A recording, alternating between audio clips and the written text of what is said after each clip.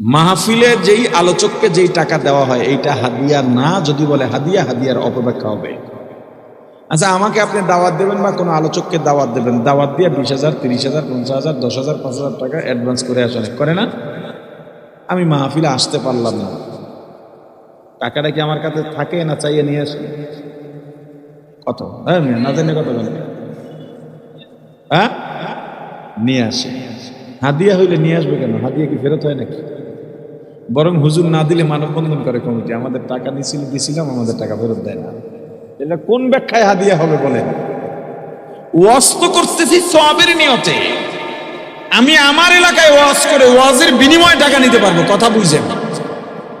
কারণ আমার এলাকার জিম্মাদারি আল্লাহ আমার উপর দিয়েছেন।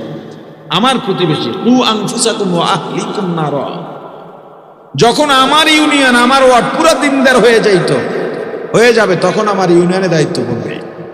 ইউনিয়ন হয়ে গেলে থানায় দায়িত্ব পড়বে। সারা বাংলাদেশ ইসলাম কায়েম হয়ে গেছে, ভোলা বাকি আছে, তখন আমার ভোলায় দাওয়াত দেওয়া আমার উপরে ফরজে আইন হবে। এর আগে আমার এলাকা, ওই এলাকায় আমি দিনের কথা বললেই এইটার বিনিময়ে টাকা নিতে পারবো, তখন দায়িত্ব পালন করতেছি আমি। এখানে আপনার দায়িত্ব পালন করতে আমি আসিনি, এখানে বয়ান করতেছি সওয়াবের নিয়ত ছাড়া কোনো উদ্দেশ্য থাকতেই পারে না। তাহলে আমার যে টাকাটা দেবে কি হিসাবে নেব? পারিশ্রমিক। কিসের পারিশ্রমিক? এই ওয়াজ করে এটার বিনিময়ে? আর প্রশ্নই আসে না, আপনি ওয়াজের কিসের পারিশ্রমিক দেবেন? কলজা মলজা যায় হুগাইয়া কথা কইতে কইতে।